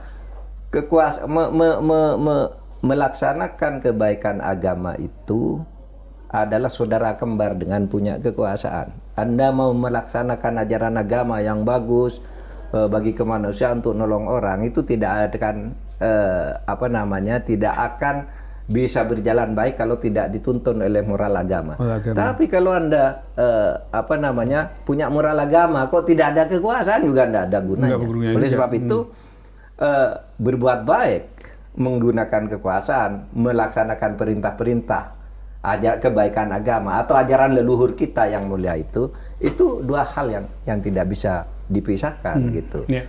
Dan saya juga tahu Pak Mahfud ini walaupun orangnya keras ya, kalau kita bisa kasih data yang masuk akal, dia terima kok. Ya, iya pasti lah. Nah ini namanya orang yang memang terdidik dan profesional gitu loh. Iya. Ini data gitu loh. Iya. Nah Ganjar juga orangnya begitu. Paling repot sama orang berkuasa. Udah salah ngeyel gitu. Itu kita pusing. Sudah salah kan? Udah ngeyel dia nggak mau tahu. Lu ngomongin dia nggak mau denger juga. Terus dia bisa, lu mau apa? Wah ini kan gawat gitu loh. Kan kita nggak bisa lihat kan karakter orang. Nggak bisa kita lihat gitu loh. Tapi persoalannya kan pikiran seperti ini ada di pembentukan Danantara ya. Sebenarnya udah ada INA. Masalahnya di Kalau mana? udah ada INA. Ya sebelumnya udah ada INA, tapi ya. Saya bukan mau kritik Danantara Pak ya. Nggak apa-apa, kritik juga nggak apa-apa. kita Kritik boleh loh, di sini. kritik boleh loh. Ya, Nggak apa-apa. katanya kritik juga dianggap musuh Ham. susah kita nih. Aduh. Ya, gimana, kita gimana? udah pernah kuliah, udah cukup lah. Kuliah 2 tahun udah cukup ini. Kuliah. Kan kita udah punya INA pertama, idenya. Indonesia Sovereign Fund. Ya. Iya. Itu udah benar. Bahkan saya usul sama Pak Jokowi waktu itu. Katanya itu buku putih begitu. Kalau menurut saya Pak, nggak ada Menteri BUMN lagi Pak. Bubarin Pak. Buat saya negara ini nggak perlu ada BUMN juga. Saya berkuasa kok. Misalnya contoh kayak Freeport. Ngapain saya keluarin duit, minjam duit, sampai mau beli saham 51%. Ya, 1%. Tahu nggak artinya kalau saya punya saham 51%? Kerusakan lingkungan Anda yang Anda pakai puluhan tahun, sekarang saya ikut udah beli dari Anda, saya ikut tanggung jawab 51%. Pindah ke Anda gitu ya. Kewajiban Pindah ke Anda membangun smelter, saya ikutan sekarang. Ya, Kalau saya nggak mau. Nggak usah repot. Saya sih nggak mau bagi untung. Saya maunya cara kampung saya dulu. Nikel lu angkat, emas lu angkat, tembaga lu angkat, Ambil 20% buat punya rakyat saya. gitu ya. Iya. Saya juga akan bayar royalti. Saya duduk anteng-anteng aja. Itu yang saya maksud. Tuh kalau ada dana ngapain sekarang ngambil duit konglomerat itu banyak. Terus buat main saham. Kawat dong, kita mesti produk sesuatu dong. Itu juga saya bilang kayak koperasi gitu ya. Kan kalau mau beneran, kenapa nggak mau semua yang disita, sawit-sawit, tambang yang disita, semua orang kerjain, berlaku hukum tadi tuh. Ini punya koperasi desa. Setiap penduduk adalah anggota koperasi. Dapat dividen. Kaya negara ini, kalau rakyat kaya, buka toko apapun laku Pak. Kan Iya, itu ya. hukum ekonomi kan. Iya. Nah jadi, ya itu faktanya begitulah. Iya, Menurut iya. saya Danantara itu, buktinya apa? Bukan saya yang ngomong lah. Kalau Danantara berhasil, bagus, kendalikan ini semua, rating kita, peringkat kita turun nggak? Jadi nggak usah berdebat nih. Nggak usah main jago kandang. Kalau, kan itu orang, mereka nggak jahat dong. Iya, Kan namanya perusahaan investasi. Dia harus sampaikan kepada investor kan, negara ini hati-hati loh. Iya. Negara ini hati-hati. Ini bisa ke negatif, bisa apa. Diperingatkan sebelumnya, iya. Bahwa Itu artinya apa? Iya. Berarti kita nggak lakukan PR yang dilakukan, Iya, ya, disarankan sama dia. dilakukan. Iya. Sebenarnya- Makanya peringkatnya pada iya. turun, Pak. Sebenarnya kita kan ingin mempertemukan toh ide Pak Ahok tadi. Kenapa sih tidak dikelola baik? Maka saya tanya, itu Danantara tuh apa sih masalahnya? Kan gitu kan? Nah, ternyata iya. masalahnya di situ tadi. Kita lanjut, Pak. Politik hitam putih. Dua orang ini dianggap oleh banyak orang bahwa tidak pas jadi masuk partai politik di mana kepentingan dan segala macam itu dikompromikan. Gimana Pak Mahfud menghadapi itu? Sebelum saya ke Pak Ahok lagi. Ketika menjadi politisi di PKB, ketika di DPR misalnya, bagaimana menghadapi kompromi-kompromi itu? Sementara Anda kan hitam putih orangnya, Iya, seperti Pak Ahok. itulah lemahnya kalau kita di politik itu, apalagi kalau di parpol ya kita harus kalah di dalam persaingan ide itu. Harus kalah. Iya. Oleh sebab itu, ketika dulu Pak Ahok saya mau masuk ke DPR, oleh Gus Dur tuh nggak boleh. Pak Mahfud, kamu nggak cocok masuk ke DPR, katanya. Lah kenapa? Kamu tuh nanti jadi dia bilangnya waktu itu jadi ketua Mahkamah Agung. Gus, saya bilang Mahkamah Agung tuh yang milih DPR juga, dan tidak bisa jadi ketua sembarangan gitu. Enggak, kamu jangan jadi DPR. Lah kenapa? Di DPR tuh banyak bohongnya. Lah itu Gus Dur, teman-teman Gus Dur yang Gus Dur tanda tangani untuk masuk ke DPR tuh kok boleh, kok saya nggak boleh. Kalau mereka memang tukang bohong. Teman-teman ini Pak PKB waktu itu satu partai. Biar saling berbohong ya. Kalau Pak Mahfud jangan. Waktu itu. Hebat Gus Dur ya. Nah, Udah tahu. itu Gus Dur ingin mengatakan Pak Mahfud itu orangnya hitam putih. Iya, Nggak iya. bisa kamu. Di Makanya, situ makanya. akan hilang peranmu, akan hilang idemu gitu. Jadi Gus Dur begitu. Itu mereka memang tukang bohong. Tapi saya masih hati-hati, jangan niru omongan Gus Dur. Ini tuntut. Tiru Bisa aja keluar namanya. banyak. Coba ditiru apa itu? Gimana? Kata Mbak Yeni tuh nggak? Saya bilang, itu kan Gus Dur yang ngajarin saya ngomong. Itu kan bapak saya, bapak ngomong, bapak dimasuk penjara. Gus Dur yang ngomong nggak apa-apa. Pak Ahok, kembali ke soal politik tadi. Pak Ahok kan pernah di partai juga ya. Pernah di Golkar, kalau nggak salah di Gerindra juga, terus sekarang di PDI Perjuangan. Apa yang Pak Ahok perjuangkan di partai itu dengan tadi sebagai orang yang hitam putih gitu ya, nggak mau kompromi. Apa yang Anda perjuangkan di situ?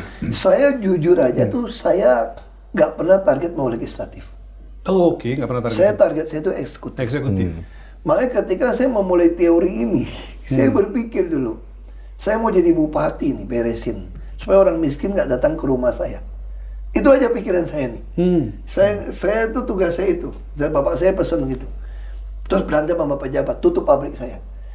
Jadi misalnya bapak saya meninggal, baru saya sadar omongannya benar gitu loh. Makanya saya mulai berpikir, saya mau masuk ke politik, ditawarin DPR RI saya. Kan saya kalibernya dianggap punya pabrik, S2, Yeah. tinggal Jakarta, Yeah. DPR RI. Terus saya pikir saya masuk DPR RI nggak ada guna, ada faksi, nggak ada guna. Iya. Saya nggak mau. Dia maunya apa? Saya mau DPRD tingkat 2 aja. Terus Dr. Ciil Sarir, Sarir. bapaknya Pandu nih, yang Danantara nih. Iya. Ya memang beda lah ya. Partai Indonesia Baru PIB, ya. PIB. Oke. Ya, teman. Kan saya suka, kenapa saya mau PIB? Partai ikut Basuki. Oke. Itu aja dasar. Cocok. Masuk ke DPRD, dimarah-marahin, kamu nggak cocok DPRD. Enggak, saya bukan mau ke DPRD, saya mau jadi bupati, saya bilang.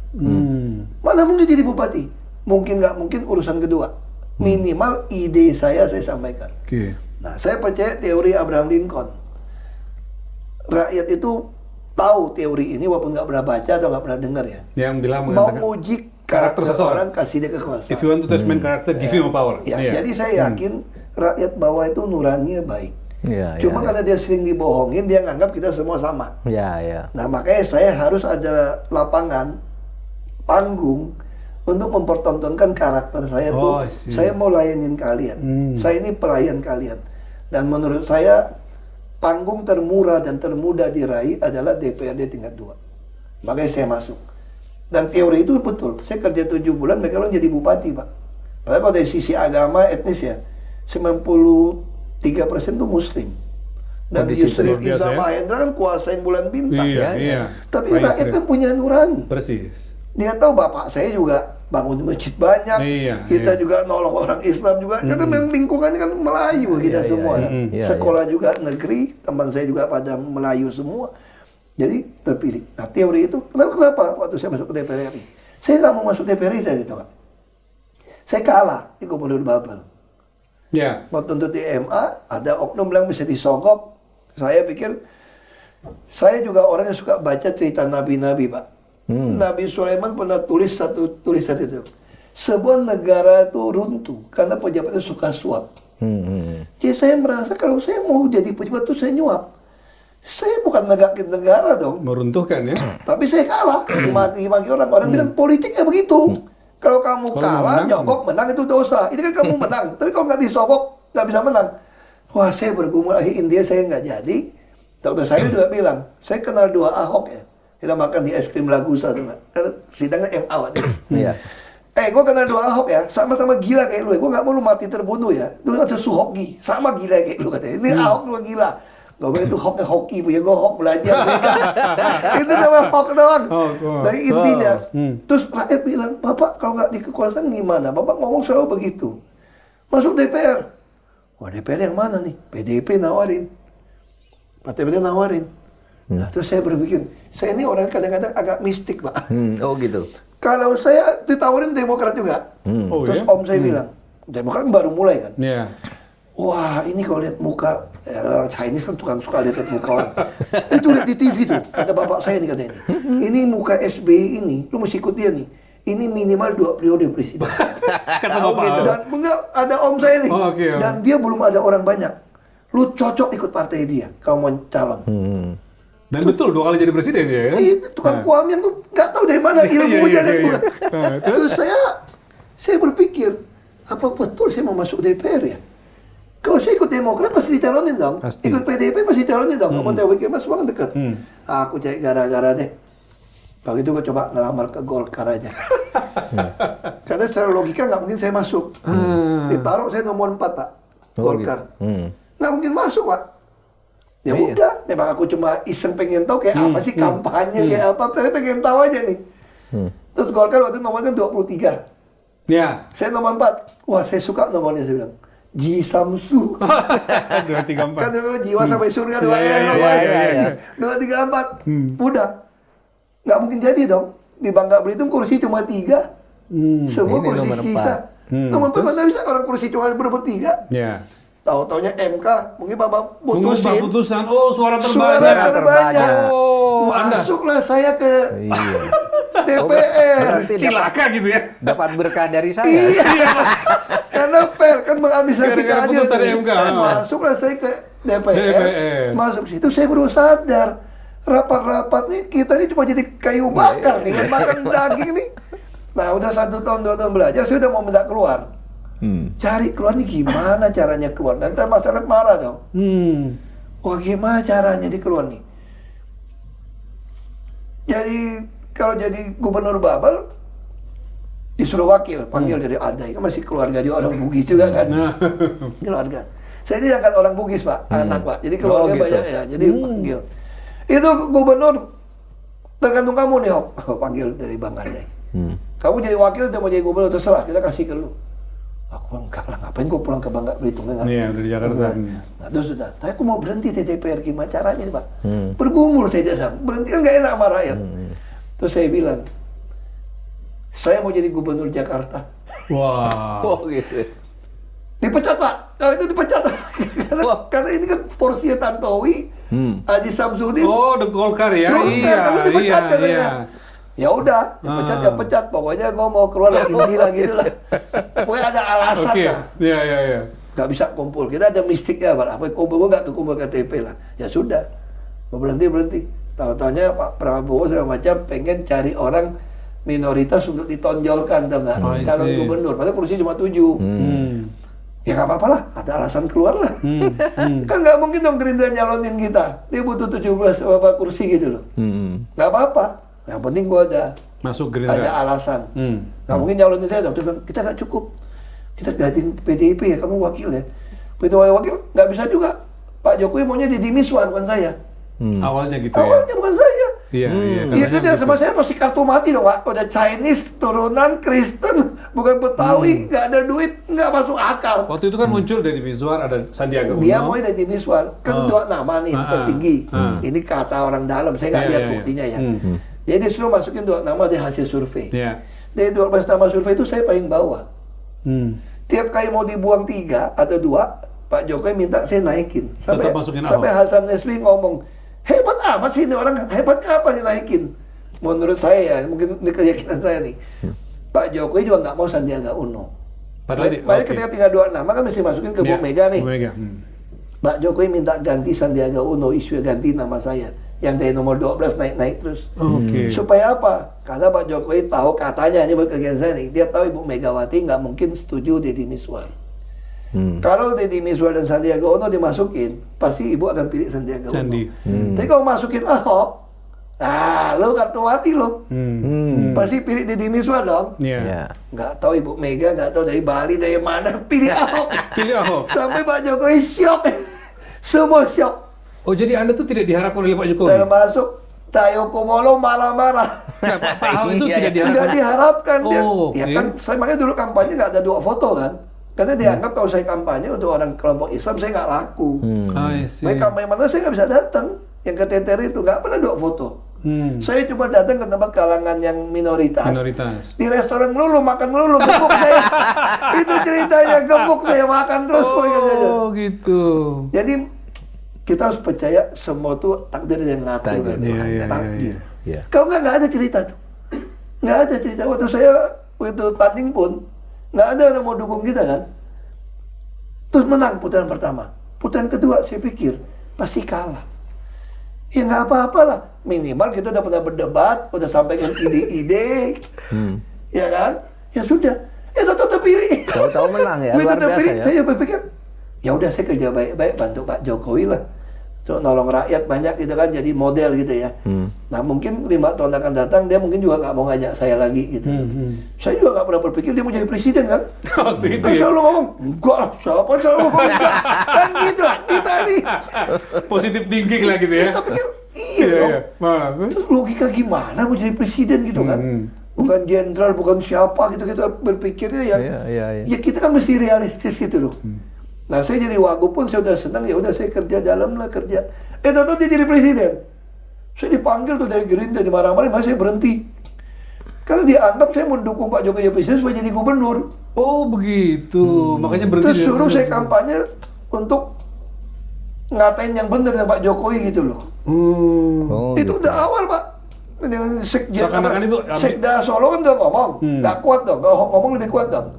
Tapi saya waktu itu kan merasa Pak Jokowi ini sekali-sekali dong orang rakyat jelata jadi presiden mungkin.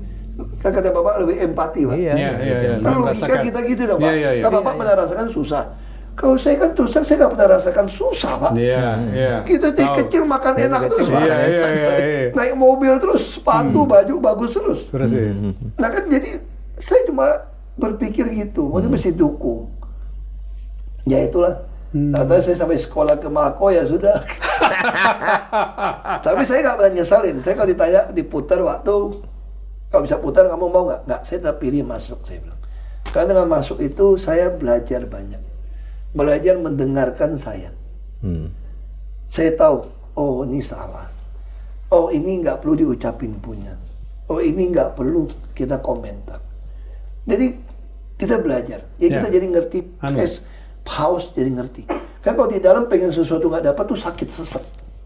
Karena dikurung sesek. Ya kita belajar Menahan diri. terima yang ada. Nah, kalau dulu undang saya nggak bisa ngobrol kayak gitu deh. Saya nggak bisa lepas gitu. Karena saya orangnya loncat.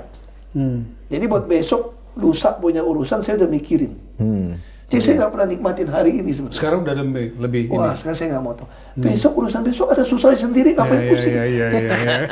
Ya udah, kayak hari ini kan, oh ini habis ini nggak ada acara lagi gitu. Mau aja ngobrol, ya biarin aja udah. Saya diajak nyanyi Pak hari ini Pak. Teman-teman kan, saya jadi ada ilmu baru Pak. Jadi pembicara cuma dibayar 50, 60 sampai 100 juta Pak. Jadi penyanyi dibayar ratusan juta Pak. Jadi saya lagi belajar nyanyi aja gitu ya. Nggak, saya belajar nyanyi di tahanan. Oh gitu. Saya nggak bisa nyanyi deh, panggil polisi. Saya dengar ada band sekarang ya? Ya, jadi band teman penjara. Nah kan? Jadi temennya ngajak, coba dia di Gandaria Jakarta Selatan. Saya bilang, wih, tadi saya berpikir Pak Mahfud tuh pasti di selatan. Saya nggak berpikir di Keramat gitu loh. Wah, kalau dari sini udah sampai sana, Jauh banget. dia bilang sampai 11.30. Saya nggak bisa, saya ada hobi baru juga nih Pak. Main golf. Wah. Besok pagi mau main golf pagi-pagi Hebat. sambil meeting bisnis Pak. Jadi teman bisnis saya sekarang rata-rata main golf Pak. Oh gitu. Iya. Jadi kita main golf, ngundang, meeting kan panjang ya Pak, 5 jam ya. Kita juga ngenalin karakter orang. Iya. Jadi kita tahu, oh kayak gini. Ini bisa kerjasama, ini nggak bisa. Ini ada tukang yang mau menang, curang. Kan kita bisa lihat. Dia langsung ketahuan karakter orang. Ada yang maki-maki, marah-marah. Nah kalau orang yang main golf sama saya, mereka bilang kesimpulan gini. Orang Korea, Jepang, ada China juga. Mereka mesti bilang, kalau orang bilang Ahok tukang marah, emosional. Salah kalian. Saya udah main, saya tuh orangnya masuk, nggak pernah teriak. Jelek juga nggak pernah teriak, Pak. Saya cuma marah karena ada perlu, Pak. Makanya waktu saya terima orang Jakarta gitu banyak. Satu marah-marah, saya kesel. Begitu ketemu yang marah, saya udah baik lagi kok. Saya bukan orang yang Itu marahnya. masuk TV tiap hari tuh Bukan marah-marahnya marah tuh. yang Masuk TV. TV kan mereka Iya, framing ya, dibikin lebih ambil yang marah. dramanya biar dapat. Kalau orang marah kan lost control gitu. Kalau saya nggak sengaja marah. Saya kesel, saya marah. Tapi habis itu saya berhenti. Saya langsung pindah nggak marah. Iya. Jadi saya main golf tuh orang tahu saya nggak pernah marah. Termasuk ya? Kayak dia waktu baru belajar kan dia bilang, kita takut tuh bawa bapak lu. Kenapa? Kan bapak kan tukang marah-marah. Terus bisa ada dia yang bilang, enggak, saya dari pertama lihat bapak main, saya udah tahu bapak bukan orang marah. Kalau pemarah itu beda, pukul bola jelek itu bisa marah. Bisa maki-maki, keluar bahasa macam-macam. Saya itu nggak pernah, Pak. Saya mainnya santai. Makanya saya suka, kayak penguasaan diri, pengenalan. Oke. Kita lanjut Pak. Terakhir nih, Pak Mahfud kita lanjut ya. Ya. Terakhir nih. Ini Belum terakhir buka kok, sebentar toleransi belum dan buka. keragaman. Iya, sambil menunggu buka namanya? Ngabuburit. Ngabuburit dong ya. Ngabuburit. Pak Mahfud, kita dengar cerita banyak dari sahabat Anda, dari Pak Ahok ini. Lalu kemudian ada juga dalam episode Pak Ahok, karena beliau kan dianggap sebagai minoritas. Yang tadi beliau bilang, minoritasnya 2 kali. Iya. Katanya 3 kali. Tiga Kalau kali. Pak Mahfud 1 kali. Anti korupsi aneh katanya 1 kali. Kan kata Gus Dur kan berarti Bapak minoritas dong Pak. Iya. Kan semua kan tukang Iya, tipu katanya. bohong. Kata Gus Dur gitu. Nah, kalau bicara soal praktik toleransi dan keberagaman, dengan kasus-kasus yang dihadapi Pak Ahok misalnya, seberapa Pak Mahfud melihat sebagai sebuah apakah itu bagian dari proses peningkatan kualitas toleransi atau keberagaman kita, yang juga concern-nya Pak Mahfud selama ini gitu? Iya. Gimana Pak? Saya ini tadi ya, Iya. dari cerita Pak Ahok, dari kartu sebelumnya itu, ada hal yang menarik. Satu, Pak Ahok itu penuh perhitungan. Iya. Dan penuh keyakinan juga Iya. untuk melangkah. Makanya selalu berhasil. Tapi ada satu hal tadi. Dia sangat percaya bahwa semuanya itu ditentukan oleh Tuhan. Ya, Takdir Tuhan. Tetap kembali kepada takdir Iya. Tuhan. Itu kan modal yang paling bagus tuh bagi cara orang beragama. Menurut saya agama apapun itu kan urusan Tuhan ya. Saya berpikir Tuhan itu tidak mungkin jahat. Dia yang menciptakan alam semesta, menciptakan manusia, masa dia mau jahat kepada hambanya. Oleh sebab itu bagi saya kemudian toleransi beragama itu menjadi penting. Ya, sejak kecil Pak Ahok tadi kan di sana ada orang tuanya membangun masjid, Persis. Muslim Melayu, biasa bergaul sama Pak. Hubungan sosial jalan Sama, dan segala macam sama. ya. Saya di Madura juga begitu. Di Madura itu sangat fanatik. Orang sekarang ini ada orang menyebut itu salah satu daerah fanatik seperti di Aceh. Tetapi di Madura itu gereja banyak loh. Gereja banyak. Oh, gereja? Iya, banyak. Saya belum pernah ke Madura loh, Oh, Pak. belum ya? Oh, perlu, Pak. Kapan-kapan. Baru jembatan nyampe ke ujung dong Pak. Bangkalan, terus balik lagi. Baru gitu. Nggak terus ke Pamekasan, ke Enggak. Sumeneb. Cuma Ah, sampai perlu itu tuh. dah. Oke. Perlu, nah. Kapan-kapan lah ke sana ya. Boleh. Ya. Pura dan sebagainya di sana banyak. Jadi warung-warung praktik ibadah. keberagaman itu berlangsung dengan baik. di Madura, Keberagaman ya orang tidak pernah bertengkar karena agama di situ. Tetapi orang beragamanya dengan baik gitu ya. Tetapi misalnya orang mendiskreditkan karena agamanya beda. Itu waktu saya kecil ya. Tapi agak-agak saya besar tuh muncul sedikit-sedikit warna gerakan yang disebut radikalisme itu sudah mulai muncul di mana fanatisme berlebihan ada juga mulai muncul. Waktu saya kecil tuh enggak ada. Kita diajari hidup ini sama makhluk Tuhan. Oleh sebab itu ya biarin aja. Saya sering juga main ke gereja, ya main ke candi dulu namanya di sana tempat beribadahnya orang-orang Hindu, Buddha apa itu. Ada tempatnya sendiri. Kita main dengan anak-anak bersama mereka.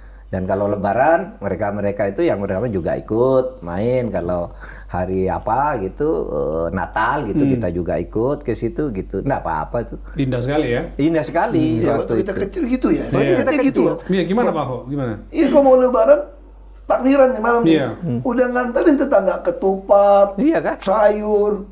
Kita tuh makan, terus kita Imlek orang datang juga Iya, tahu-tahu.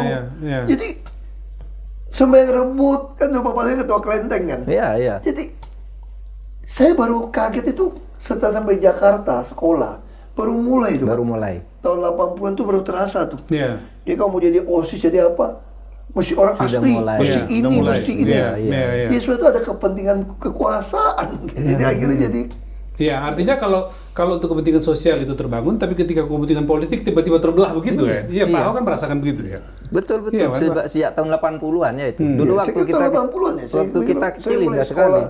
Lalu ini bukan orang asli, wah ini orang asing, ini bukan orang Islam, ini bukan agama ini. Terus itu sejak untuk apa ya yang kayak gini bilang negara begini Apa yang besar. dalam bayangan Pak Ho kira-kira yang kalau dalam konteks itu kan misalnya kita lihat Gus Dur ya, yang selama ini memperjuangkan itu ya. Pak Ahok melihat seperti apa? Nilai-nilai apa yang dari Gus Dur itu yang mesti terus dikembangkan supaya itu tadi ya kan nilai pri kemanusiaan ya. Ya. kemanusiaan ya. Terus satu lagi apa? Kenapa kita sama? Saya kira kita agama samawi ya Pak. Ya, Iya. iya agama sama. Kita Agama kan samawi. ditugaskan untuk mengadministrasi keadilan sosial. Mengadministrasi. Keadilan sosial. Oh, oke, itu pesan agama samawi kira-kira gitu ya. Itu kalimat Sulaiman yang jawab. Oh, oke. Saya sangat terkesan ketika Nabi Sulaiman ditanya oleh Tuhan, apa yang lu mau minta dari saya? Dia nggak minta kaya, dia nggak minta panjang umur, minta kuasa. Dan dia minta beri saya hikmat untuk bisa mengadministrasi keadaan sosial bangsa yang besar ini. Oh. Itu kalimat yang sangat mendalam. Dalam buat Pak Ahok. Nah, jadi Gus Dur itu, misalnya contoh waktu kampanye, saya paling ketara waktu itu, mantan presiden nggak dikawal. Dia bilang kiai palsu lah, apalah, keluarin ayat inilah, ngomong ke Gus Dur. Nggak ngerti Quran mereka. Makanya kalau saya ngomong silakan nih Pak. Jangan sampai kasus Al-Maidah itu muncul. Itu Gus Dur yang ngomong juga itu. Itu Gus Dur yang ngomong. Gus Dur yang ngomong itu. Iya, makanya kata Mbak Yeni, kamu kenapa niru omongan bapak saya? Oh gitu. Kalau yang ngutip ngomong itu bapak saya kan nggak masalah. Itu Gus Dur yang ngomong. Karena waktu yang surah Al-Maidah itu loh Pak. ya, waktu Surat calon Al-Maidah gubernur 31. itu bertebaran di pasar semua. Oh. Semua Jumatan, semua sholat itu pakai itu dibahas ayatnya. Astaga. Makanya Gus Dur ngomong. Ya, aku kan orangnya kan Gus Dur ngomongin, saya ngomongin. Kita lupa, Gus Dur kan memang agak beda. Oke. Tapi punya Iya. kenangan, saya senang banget Gus Dur itu, betul saya senang. Gak ada pesawat pribadi, bisa nggak apa-apa. Pokoknya saya dukung, saya mau ada orang Tionghoa jadi gubernur. Itu Gus Dur. Ya dia. Gus Ya Dur. kita, saya juga orang Tionghoa, kamu orang Tionghoa, diurut-urut semua orang Tionghoa, ada. Kita semua rasanya Iya. Mongolit kok. Iya.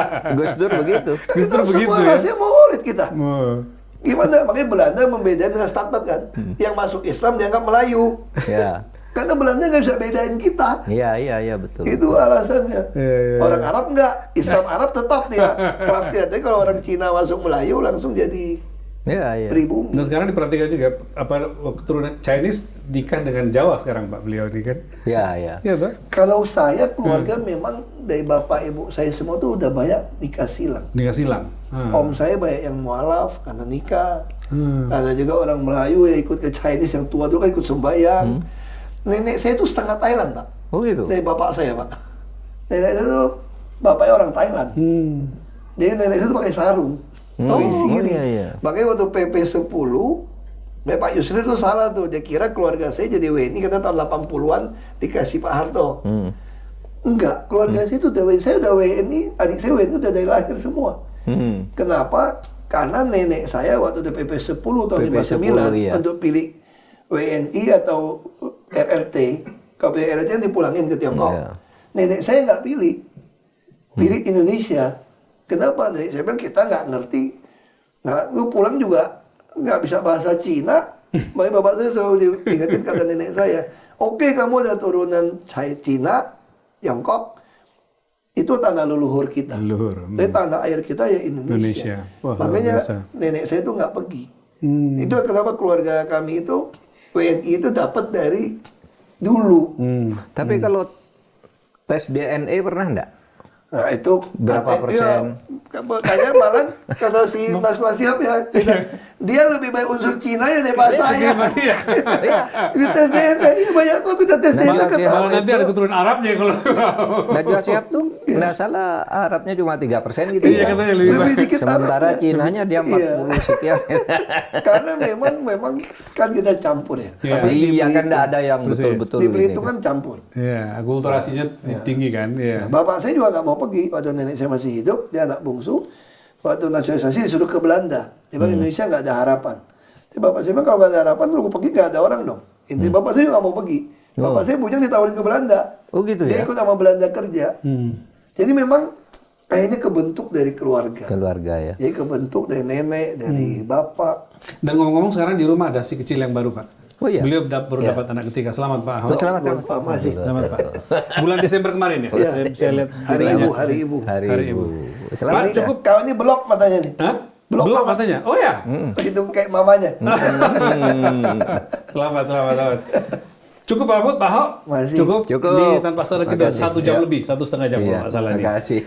Ini Silakan. saya Anda netizen, Anda silakan memberikan catatan kira-kira apa saja yang kira-kira Anda simak dari sini, nilai-nilai apa yang sudah kita dapatkan, silakan Anda tulis di komentar. Sambil nanti kita lihat siapa lagi sahabat Pak Mahfud berikutnya yang kita perlu hadirkan, dan terima kasih kepada Pak Ahok yang Sama-sama. sangat mewarnai dialog dan perbincangan kita pada ini. Sampai jumpa pada kesempatan mendatang. kasih.